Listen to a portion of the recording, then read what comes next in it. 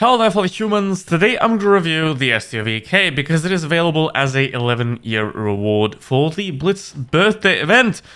Now, you should get the K with 50T. Thank you very much for watching.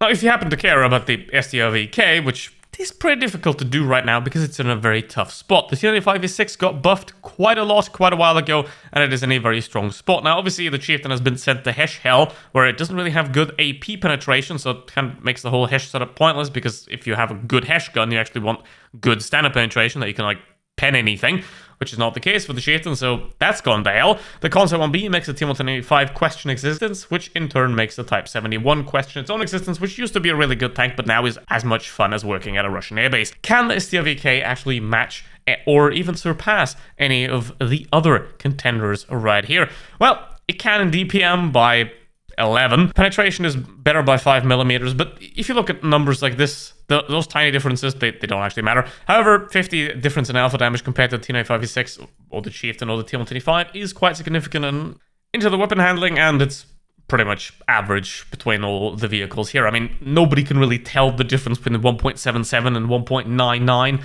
in a real battle unless they're in some kind of mind-enhancing substances, so that really doesn't make that much of a difference. However, you definitely can tell the difference between 1.77 and 2.58, so it definitely is no Type 71. However, compared to the T95, it doesn't really gain all that much right here. However, it does lose 1 degree of gun depression. 1 degree of gun depression, if you position the tank correctly, isn't going to make that big of a difference. However, it's still nice to have 10 degrees nonetheless, and obviously the T125 only has 8, but that's still workable nonetheless. So ideally, you would want to have 10, but 9 is still perfectly fine as well. You just have to play a little bit more careful on certain maps. In most positions, you're going to be fine with 9, but the 10 is always a lovely little bonus. In the mobility department, I mean, it's fine. You have a 15 effective power to weight ratio, which is quite a bit worse than T95V6, a little bit better than the Chieftain, which wargaming. Just make it good again. The Concept 1B and the T125 are very similar in terms of the mobility as well to the STRV K, so it doesn't really gain anything. And if you care about the camo rating on a heavy tank, then I don't know what to tell you. Stop it. Get some help. But the Traverse here, it is pretty decent at 31. Obviously, the T95 once again traverses quicker, but compared to the Chieftain, which seriously, Wargaming, what did you do to the Chieftain? What did the Chieftain do to deserve this? So overall, the STRV K doesn't really stand out at any stats whatsoever, but maybe does it stand out in the armor department? Now, if you know anything about news articles, then it should come to mind that most of the time, when a news article asks a question in the title, then the answer is no. And that is also the case for the STRV K's armor, because the lower plate is a weak spot on like every single tank in the game, basically. If you have been playing Blitz for about 2 minutes, you should probably figure that out. The upper plate is not really that much better either. You can pen it with pretty much any premium ammo that comes to mind at tier 10, unless it's the Chieftain Mark 6's Hesh. So it is not going to really give you much protection, especially if you turn the vehicle to the side. I see so many IS-7 and STRV players, I mean mostly IS-7 players, that turn their tank to the side because they think that they can angle a pike nose like any other. You can't. If you're in a vehicle like this, the best way to angle it is to stay straight, because if you turn to the side, then it's going to get weaker, because that's how angling works. So, not really great there. The sides of the tank are there 80mm, so you can side scrape to a certain degree right here. As you can see, this is still 400mm. However, you have to be careful of this spot up here, which is 270, so you might get penned through that. This is a bottom plate here, is a little bit thicker, but up here, if you're trying to side scrape, make sure to hide pretty much the entirety of the turret, because the side of the turret is also quite weak and can get penned as well. So, pretty much the entire turret, including the cupola and the top right here, can be penned from the front, except for the gun mantlet, which you shouldn't aim at anyway on any tank. Like, here's tank armor 101. Aim at the lower plate, don't aim at the gun mantlet. That pretty much covers 40% of all tanks in the entire game already, and you'll pen them. If you can shoot at the side, you shoot at the side. Obviously, it's not really that thick. The rear is 50mm, so you're going to be safe against a lot of HE rounds, which is nice to have, but generally, obviously, no armor there as well. So, does the armor stand out? Yeah, not really. However, now let's get into some battles and see if it holds up in game. And now let's get into battle with the STRV K.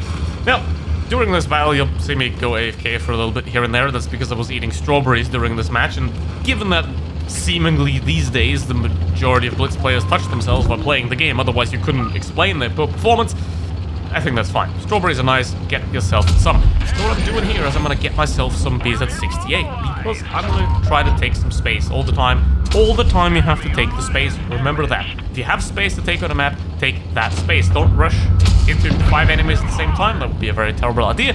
However, if you can take space and take map control, you absolutely want to do that. You also want to make sure that the enemies can only approach you at once from one position, right? You don't want 3 enemies on 3 sides. That's the way you lose. You want 1 enemy, and you want that enemy in front of you, and then you take the next one, you take the next one, you take the next one. So, this Kranwagen right here, he's already demonstrated that he's entirely incompetent, and because he's camping and spawning with the Kranwagen, so that's what he's doing. However, players like that can still pose quite a big danger, because it's still a Kranwagen, and it still has a 1200 clip that, if he gets lucky, could unload into the back of me. So, what I want to do here, we're in a 4 versus 5 situation right here. I want to isolate enemy targets right here. For example, what happens if that 62A just rushes me straight without thinking? Boom, he's gone. I mean, if I wouldn't have gotten him with the first shot, I would have gotten him with the second anyway. Now I've got 2 Jagdpanzers here against the 1-1. So, this 1-1B has made a crucial mistake of he has no support from his tank destroyers whatsoever, so he can now be the sole focus of my entire team. So obviously, I'm going to do my Jagdpanzer as a service and track that 1-1B for them. And that turns now a 4 versus 5 into a 4 versus 3 because the 2 mediums just rushed in without having any support and any cover from anywhere. If the tank destroyers would have actively gone forward and attacked from the other side, this might have looked quite a lot different. However, if you go in like that, you're always going to lose, and as you can see here, I'm this confident that nothing's going to go wrong that I'm going to house some strawberries mid-battle. So, at this point, yes, the Grill could shoot that Jagdpanzer, and the other Jagdpanzer is very low, but he's going to ram the Destiny of Death, and now at this point, it's pretty difficult to lose here, because while that 205B is low HP, he's still got enough distraction for the 268 to keep up. So, what I'm going to do here is, I know the Grill's occupied, he's not going to bother me, because now he's got finished off by the Jagdpanzer, and now the only one remaining is the 268, which I try to go for the track there, but yeah. So, now I'm behind him. There's nothing he can do about it. I go for the track again. And now, that is 4,800 damage in an STRV K, just like that, without really doing much, just sitting in one position and having the enemy make mistake after mistake after mistake. And I'm going to make another mistake right here. Obviously, I'm going to shoot HE because he's on 7 hit points, and I have enough HP to take a shot anyway, so it wouldn't matter. But I'll just do it for fun. So, here's the thing about Blitz, the essential thing. Now, the STRV K isn't really that great. However, as long as you're not as bad as everyone else, you can still get quite a lot of performance out of this vehicle, right? You just simply have to identify everyone else's mistake and then punish it.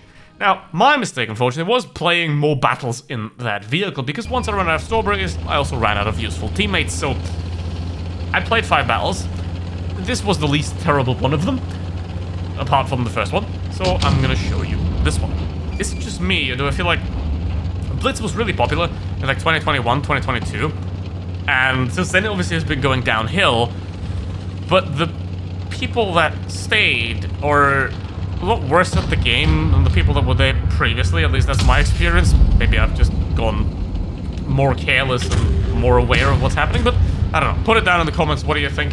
Has the game quality, the player quality, gone down or gone up? Because I don't know, I feel like I'm trying to play as badly as possible, and I simply can't manage to do that, right? There is no way to go down to the average player's level for me at this point.